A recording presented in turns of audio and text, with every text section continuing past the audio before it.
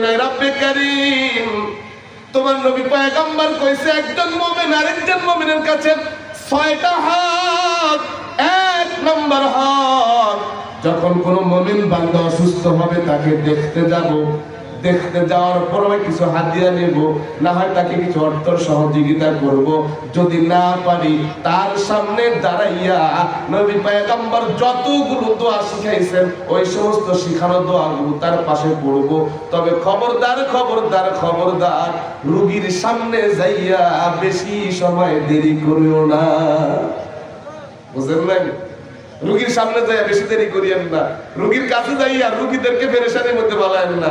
যান মাশাআল্লাহ সব আত্মীয়স্বজন নিয়ে যান, ওই বেচারা অসুস্থ মানুষ, তাকে নিয়ে মানুষ টেনশন। আপনি যাওয়ার সাথে সাথে খাবার দাবার চড়ায় মারায় অনেক কিছু কথা বলেন। শোনেন, রোগীর কাছে যাবেন, দোয়া করবেন, চলে আসবেন, এমন ব্যস্ততা দেখাবেন যাতে করে আপনার জন্য কিছু করার সুযোগই না পান কথা বলেন। আর আমরা তো সেটা করি না। গেছিলাম তো তোর হুরে দেখার লাইয়া, হ্যাঁ, এক কাপ চাও খাওয়া হইল না, বলেনি? শোনেন, আপনি একটা জালেম, আপনি একটা জালেম। এই কথা দিয়ে বলবো সে একটা জালেম, বরঞ্চ সে করতে চাইলেও করতে দিবেন না। এমন ব্যস্ত দেখাবেন, ভাই আমার কাজ একটা আছে, না গেলে ক্ষতি আমার সাইডে দে, আইসি একটু দেখার লেগে যায়। বুঝলেন? রোগীর কাছে ভিড় জমাবেন না, রোগীকে কিছু করতে দিবেন না, বরঞ্চ রোগীর জন্য করবেন। রোগী আপনি করার আপনার জন্য করুক, এই সুযোগ দেওয়া যাবে না। নিষেধ কার? আওয়াজ করে নিষেধ কার? এক মুমিন আরেক মুমিনের কাছে হক কয়টা? আওয়াজ করে বলেন কয়টা? 1 নম্বর কি? অসুস্থ হলে দেখতে যাওয়া। অসুস্থ হলে আল্লাহ নবী পয়গম্বর সাল্লাল্লাহু আলাইহি ওয়াসাল্লাম নবী কয় ওয়া ইয়াশহাদু ইযা মাতা। দ্বিতীয় নম্বর হক হলো আল্লাহর গোলাম যদি দুনিয়ার জমিন থেকে চলে যায়, আপনার কাছে যখন খবর আসছে অমুক ব্যক্তি আর দুনিয়াতে নাই, সে আপনার আত্মীয় হোক চাই অনাত্মীয় হোক, আপনি তার জানাজায় উপস্থিত হওয়া আপনার দায়িত্ব। একজন মুমিন আপনার কাছে আরেক মুমিনের কাছে সে জানাজায় উপস্থিত হওয়া চায়, বুঝলেন? জানাজা যখন সে মারা যাবে আপনি তার জানাজায় শরীক হবেন। সুবহানাল্লাহ বলেন। বুঝলেন? আপনার আত্মীয় হোক চাই না আত্মীয় হোক, একজন মুমিন বান্দার মৃত্যুর সংবাদ আপনার কানে এসেছে, আপনি জানাজায় যাওয়ার দায়িত্ব, সে আপনার কাছে জানাজা পায়, এটা তার হক কর্তব্য। এটা পায়, সে জানাজা পায়। আমাদের দেশে জানাজা হয়, আহারে কত মানুষ এদিক সেদিক হাঁটে, জানাজায় যাইতে চায় না কথা বলে না। শোনেন, বিনা কারণে বিনা কারণে বিনা কারণে একজন মুমিন বান্দার জানাজাকে আপনি পরিত্যাগ করা এটা গুনাহ। কি কারণে বলেন না ভাই? বিনা কারণে, বিনা কারণে, কোনো কারণ নেই। আপনি ইচ্ছা করলে যাইতে পারেন, আছে না এরকম? ইচ্ছা করলে কি ওই আপনাদের দেশে আবার একটা মাসালা আছে না, জানাজা তো ফরজে কিফায়া, 1 গ্রাম থেকে একজন যাইলেই তো হয়, একজন গেলেই তো হয়। আহারে, এই মাসালা দিয়া আপনি বাস এলাকার মধ্যে পড়ে রয়েছেন, জানা যায় গেলেন না। শোনেন, একটা কথা আছে, বিনা কারণে কথা বলেন। কি কারণে? বিনা কারণে এক মুমিন আরেক মুমিনের জানাজা অংশগ্রহণ না করা, এটা গুনাহ, তার হক নষ্ট করলেন। আল্লাহ হেফাজত করেন। যাবো তো ইনশাআল্লাহ, যাবো তো ইনশাআল্লাহ। জানাজায় যাওয়ার পর আমাদের দেশে এখন অনেকটা কমে গেছে, আরেকটু যাতে কমে যায় সেটা বলি। জানাজা শেষ, জানাজা শেষে অথবা জানাজার পূর্বে ওই মেয়েদের একজন দাঁড়ায় বলে, এই জানাজায় যারা এসেছেন অমুক দিন আমার বাবার খাওয়া না খেয়ে যায়। যদি কেউ ঘোষণা দেয় বলে বাপের বেটা রে, আর যদি কেউ ঘোষণা না দেয়, আহা কষ্ট করে যারা যাইলাম, আছে না? শোনেন, মৃত্যু ব্যক্তিকে সামনে রাখা ঘোষণা দিয়ে দাওয়াত দেওয়া, এটা ইসলামে একেবারে নিষেধ। নাউজুবিল্লাহ করেন না, বুঝেন নাই? একেবারে নিষেধ। মৃত ব্যক্তি আপনার কাছে কয়টা হক পায় এই কথা বলতে গেলে আজকে আমি আমার হক সম্পর্কে আলোচনা করতে পারবো না। মৃত্যু ব্যক্তি উপরওয়ালাদের কাছে যেই কয়টা হক পায় অন্য সময় বলবো। তবে একটা কথা বলি, আপনি আসবেন, জানাজা পড়বেন, সোজা চলে যাবেন, পারলে তার সাথে কবরস্থান পর্যন্ত যাবেন, দাফন করবেন, দাফন কাফন করার পর তার জন্য দোয়া করবেন। এগুলা কোরআনের মধ্যে হাদিসের মধ্যে আছে, বুঝলেন না? জানাজা শরীক হওয়া এত সব করবে কোন ব্যক্তির জানাজা উপস্থিত হলে আসমান আর জমিন যতটুকু ফাঁকা জায়গা এই পরিমাণ সব তার আমলনামায় লেখা আছে। যদি জানাজায় যায় এর ডাবল, যদি দাফন করে 3 ডাবল। সুবহানাল্লাহ। এই জন্য আপনি জানাজা পর্যন্ত যাবেন, তাকে দাফন করবেন, পারলে একটু মাটি দিবেন। তবে মাটি দিতে গেলে যাইয়া দেওয়া লাগবে। আমাদের দেশে ওই গামলা দিয়া যে মাটি দেয়, এটা একটা নতুন প্রচলন। মাটি দিতেই হবে, না দিলে মনে হয় গুনাহ হবে, তাই কবরে কাছে আসতে পারে না, গামলা একটা নিয়ে গামলার মধ্যে দিয়া গামলা ঢাইলা দিয়ে আসে। এটা একটা ইসলামের মধ্যে নতুন আবিষ্কার। এই জাতীয় কাজ দূর করা দরকার, প্রতিবাদ করা দরকার। এই জাতীয় কাজ করা যাবে না। পারলে দিবেন, না পারলে নাই। পারলে দিবেন, না পারলে নাই। কথা বলে পারলে দিবেন বা কাকা পারলে ওই যে আশা তো গেছেন, আল্লাহ সব দিয়ে দিবেন। গেছেন না দিতে? দিতে কি দিতে কি বান্দার এই কাজটা দেখেন আল্লাহ। আল্লাহ তো কাজ সম্পূর্ণ করো এমনটা না, কাজ করতে গেছে আল্লাহ দেখছে, করতে পারে নাই, আল্লাহ সব দিয়ে দিবে। সুবহানাল্লাহ। কিন্তু বেদাত চালু করা যাবে না। কথা কয় না, বেদাত চালু করা যাবে না। বাস ও কুতুবপুরের মানুষ, আল্লাহ নবী পয়গম্বর সরদার দু আলম নবী স্পষ্ট করে ঘোষণা দেন, একজন মুমিন বান্দার কাছে 6টা হক। 1 নাম্বার হক ইয়াউদুহু ইযা মারিযা ওয়া ইয়াশহাদু ইযা মাতা, অসুস্থ হলে দেখতে যাবে। 2 নাম্বার হক যখন মারা যাবে তার জানাজায় যাবে। জানাজার মধ্যে কোনো বিনিময় হবে না, টাকা পয়সার লেনদেন হবে না, খাওয়া দাওয়ার কোনো ঘোষণা হবে না। মৃত ব্যক্তির বাড়িতে উপস্থিত হইয়া আত্মীয় স্বজন গেলেন।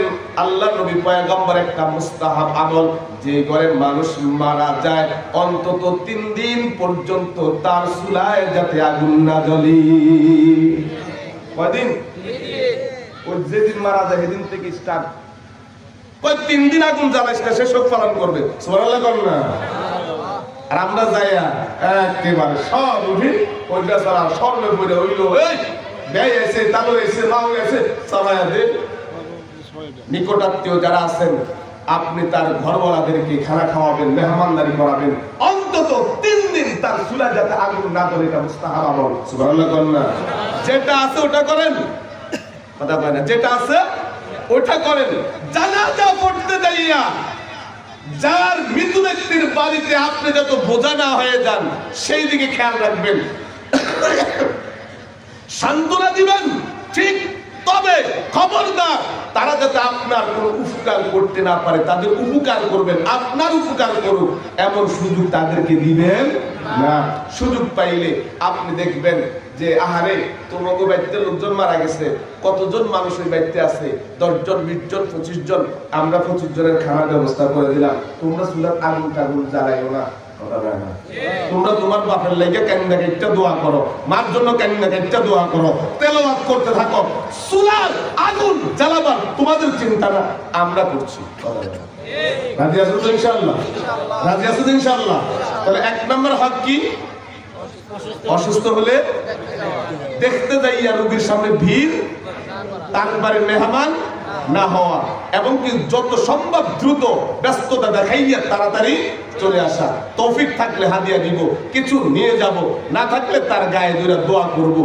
যদি ওটা না পারি, আল্লাহ তোমাকে মাফ করে দেখ, আল্লাহ তোমাকে সুস্থ করে দেখ, এই দোয়াটা পারবো না?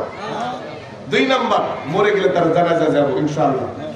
সংবাদ শোনার সাথে সাথে যদি আমার কোনো কাজ কর্ম না থাকে, এমন কাজ যেটা ছাইরা দিলে থুইয়া দিলে এখন আর কোনো অসুবিধা হবে না। আমি আমার এই কাজকর্ম থুইয়া আমার ভাইয়ের জানাজা অংশগ্রহণ করব ইনশাআল্লাহ। 3 নম্বর ওয়ায়ুজিবু ইযা দাআ, একজন মুমিন বান্দা যখন তোমাকে ডাকবে তুমি তার ডাকে সাড়া দিবা। ডাক দুই ভাবে ডাকি, এক বিপদে পড়লে ডাকি, 2 নাম্বার যখন বান্দা তোমার বাড়িতে তার বাড়িতে কিছু আয়োজন করে মেহমান বানানোর জন্য ডাকি। কথা বলে না, ডাক কয় ভাবে? বিপদে পড়ছে, যে কোনো বিপদ। ছোট্ট একটা বিপদের কথা বলি, একটা লোক রাস্তার পাশে বোঝা নিয়ে দাঁড়ায় আছে, কথা বলে না, কি নিয়ে উঠাইতে পারতেছে না, লোক নাই। চেয়ারম্যান সাহেব জমা ধরছে, ও তো চেয়ারম্যান সাহেব কইতে পারে না, চেয়ারম্যান সাহেব আমার বোঝার একটু উঠাইয়া দেন, কিন্তু চেয়ারম্যান সাহেব দেখছে, কিন্তু আঙ্গিকে বুঝা যায় বেচারা বিপদে পড়ছে, মনে মনে ডাকে আরে একজন লোক দরকার, কথা কয় না। এই ভাব চেয়ারম্যান সাহেবের বোঝা উচিত যে আমারে হে ডাকতেছে, চেয়ারম্যান সাহেব একটু বোঝাটা উঠাইয়া দেন। এ বলে এক ডাক, অথবা সে বিপদে পড়ছে, যে কোনো বিপদ, মেয়ে বিয়ে দিতে পারছে না, ছেলে বিয়ে দিতে পারছে না, কথা কয় না, ছেলে বিদেশ পাঠাতে পারছে না, যে কোনো একটা কাজ তাকে উদ্ধার করে দেওয়া দরকার, অথবা তারকে শত্রু আক্রমণ করবে, কথা কয় না। শত্রু কি আক্রমণ করবে? প্রতিবেশী তাকে আক্রমণ করবে, তার কেউ নাই, সে ডাকছে ভাই বিপদে পড়ছি আমার একটু বাঁচা, কথা কয় না। ডাকতে পারেনি? আপনি আপনি আপনি প্রতিবেশী হিসাবে একজন মুসলমান হিসাবে তার পাশে দাঁড়ানো উচিত, দায়িত্ব। যেমন এখন এখন এই মুহূর্তে ফিলিস্তিন আমাকে ডাকছে, কে ডাকছে দরকার না? ফিলিস্তিন আমাকে ডাকছেন, আরাকান আমাকে ডাকছেন, কাশ্মীর আমাকে ডাকছেন। ওই যে যেখানে মুসলমান বিপদগ্রস্ত আছে ভাই দোস্ত বুজুর্গ জানায়া যায়, একজন মুমিন বান্দা যদি সুদূর চিন্তা সে বিপদে পড়ে আর তোমাকে যদি আহ্বান করে, তোমার দায়িত্ব হলো সেই মুসলমানের বিপদ উদ্ধার করা। এখন বলেন, এই যে ফিলিস্তিন, আরাকান, কাশ্মীর সহ তাম বিশ্বের মুসলমান যেখানে নির্যাতিত, আমাদেরকে হাতছানি দিয়ে ডাকছে, যাই নাকি আমরা? আপনি হয়তো বলবেন হুজুর অবস্থাটা কি? আসলে মন তো চায় যাইতে, কিন্তু রাষ্ট্রীয় ব্যাপার সেবার, আমি যেতে পারছি না। আবার বাংলাদেশের এই দেশে যদি একজন মুসলিম ইসলামিক ম্যান্ডেটের কোন রাষ্ট্রীয় সরকার থাকতো, সে সেনাবাহিনী পাঠায় দিত, যা, কথা বলে না। কিন্তু দুঃখের ব্যাপার, ফিলিস্তিন একটা ছোট্ট একটা কান্ট্রি, আশেপাশের মধ্যে ইরান আছে, সৌদি আছে, পাকিস্তান আছে, কথা বলে না।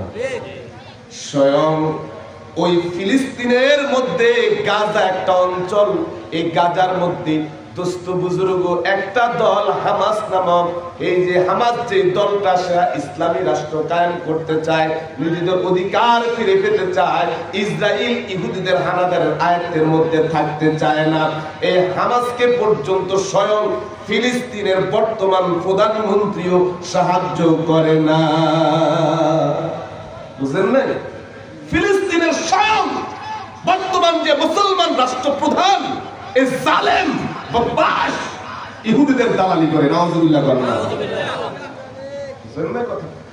হামাস একটা স্বাধীনতাকামী একটি গোষ্ঠী, একটি ক্ষুদ্র একটি দল, ইসরায়েলের মতো দানবীয় এই শত্রুর বিরুদ্ধে লড়াই করছে, কিচ্ছু করতে পারছে না। একটা কাজ করবেন, দোয়া করবেন তো ইনশাআল্লাহ।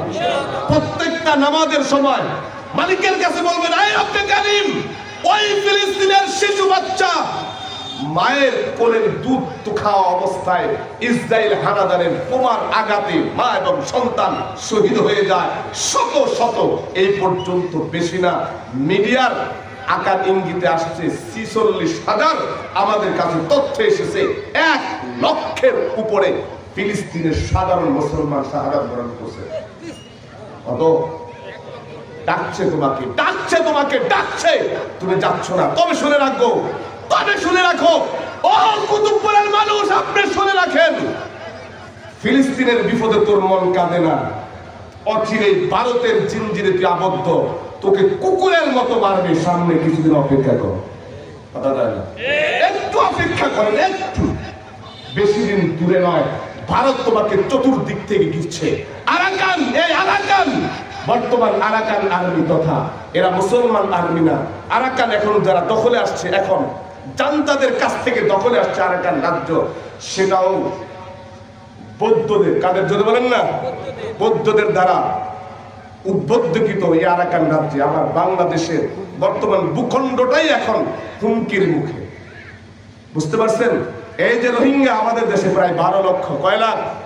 12 লক্ষ রোহিঙ্গা আমাদের দেশে আশ্রিত। আরাকান তো দখল করে নিয়েছে। এই রোহিঙ্গা আরো বাংলাদেশে ঢুকবে, প্রায় 4 লাখ রোহিঙ্গা এখন ওই পাশে আছে। এই 4 লাখও ঢুকার সম্ভাবনা আছে। কয়দিন পরে দেখবেন আপনার বাংলাদেশের স্বাধীনতার এই ভূখণ্ড নিয়েও ষড়যন্ত্র শুরু হবে। একদিক থেকে আরাকান, 3 দিক থেকে ইন্ডিয়ার বর্ডার। মনে রাখবেন, আপনার যাওয়ার মতো কোনো জায়গা নাই। আরাকানের মুসলমান তো আমার দেশে আসতে পারছে, কিন্তু আপনি জানেন আপনার এই বাংলাদেশের সাথে সরাসরি কোন মুসলমান কান্ট্রির সাথে যোগাযোগ, বর্ডার নাই। কোথায় যাবেন? শোনেন, ফিলিস্তিনের মুসলমানের জন্য যে তোর হৃদয়টা কাঁদে, ওই আরাকানের মুসলমানের জন্য তোর হৃদয় কাঁদে, কাশ্মীরের মুসলমানের জন্য তোর হৃদয় কাঁদে। ও মুসলমান, একটা কথা মনে রাখবেন, আপনার বিপদেও আল্লাহ পাক সাহায্য করবেন। আপনি যদি তাদের ব্যাপারে উপহাস করেন, আপনিও মায়ের সামনে অপেক্ষা করেন। আমি একটা কথা বললাম, মুসলমান কখন বিপদে পড়ে? যখন আপনাকে ডাকে, আপনি তার ডাকে সাড়া দেওয়া, এটা আপনার দায়িত্ব। বুঝতে পারছি? কোন মুসলমান বিপদে পড়লে তাকে তার বিপদ উদ্ধার করার জন্য আপনাকে ডাকছে।